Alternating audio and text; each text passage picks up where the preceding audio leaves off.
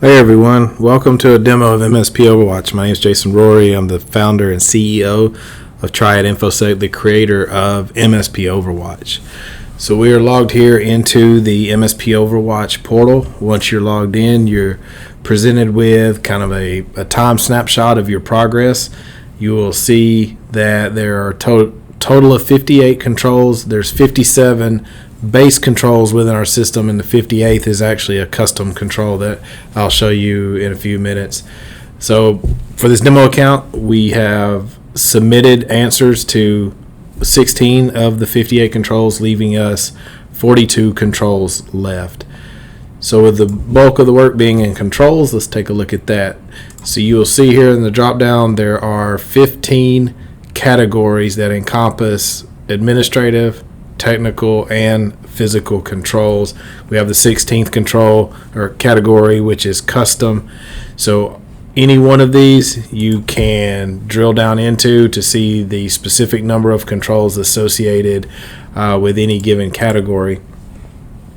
So if we wanted to take a look at a control, let's just take the first one for example. We have access control, and the first one is limit unsuccessful login attempts. So if we take a look at that control, you'll see in addition to the control requirements, there will be a tip for each individual control, kind of helping break down the control language and what the expectation is to be able to satisfy that control. There will be a section for control mapping, so you can see where we have taken our custom controls and crosswalked those back to the NIST CSF, the 800-53 and the 800-171. We're also in the process of rolling out audio and video tips to help further explain the controls and provide examples of what evidence would be sufficient to satisfy that control. So if you have documentation around the solution that you have to report unsuccessful login attempts, you would just simply choose implemented, hit submit, and anytime that you choose implemented for the control, it will require that you upload the evidence, and the evidence could be anything from a policy to a document of screenshots. It could be a combination. It's just whatever you feel is sufficient proof that you've successfully implemented a control to, in this case, alert you to excessive login attempts. Now, if you do not have anything in place, or maybe you just do not have the documentation around it, you could choose not implemented, choose a goal date that you would feel comfortable with being able to implement the solutions needed to be able to move this control status from not implemented to implemented, and then just simply type in a plan of action, just kind of the steps that you need to take you from not implemented up to implemented. And if you feel like this control is not applicable to your environment, just simply choose not applicable and put in an explanation of why. And from there, you would just simply work your way through the controls, through the various categories. Our suggestion is pick a category that's familiar to you to kind of get a jump start into the program. A lot of MSPs that we're working with start out with the identification and authorization category, because most of the controls in here are around password management, Active Directory, multi-factor authentication. So it is familiar to MSPs. They most likely have some documentation around these, again, whether it's a screenshot or maybe a password policy that they use internally, and they're able to kind of breeze through this category without any issues. And as you work through the controls, one thing that I wanted to point out that's very important to the program, and this is where the evidence comes into play, to where you're working through, you're implementing, you're documenting, but you need a way to prove that you're actually doing what you say that you're doing. And that comes through the reporting. That's why we require the evidence uploads to be able to build that book of evidence, if you will, to provide out to a client or a potential client when you're having these security related conversations, to show them that you are security focused, you are going through a program, and here's proof of doing so. So if we take a look at the report, this progress report shows the categories and the controls that you've submitted answers to. So if you show a control to be implemented, it will give you the file name that you uploaded as evidence.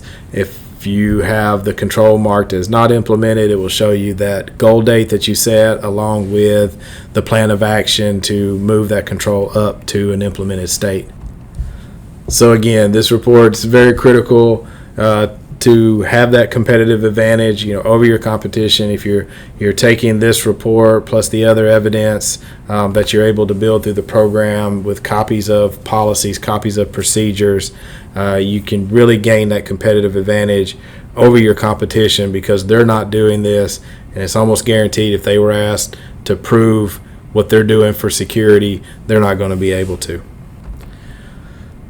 So back in the controls section, we'll take a quick look at custom controls. This is to give you the ability to create your own controls. If you have things internally that you feel that's unique to your environment and important, that's not covered in the base 57 controls, you can add your own custom controls in here. The evidence locker is where all your evidence lives, so this gives you a centralized place to manage your evidence. You can upload additional evidence. You can replace old evidence with new if there was a change in your environment that caused a need to update screenshots, or maybe a policy needed to be updated. You can manage all that evidence here. Vendor documents is a place to store documents for vendors that do not necessarily affect your internal security, but affect your overall security. In this case, this is our one of our data center co-location facility SOC 2 report. So we want to make sure that what they're doing for security and what their controls have been tested, and they actually can provide proof of what they do for security purposes as well.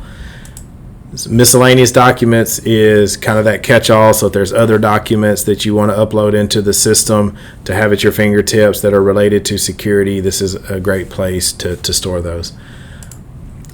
The reminder section is, again, for all of those controls that were marked not implemented, and you've set your goal date, you've got your plan of action.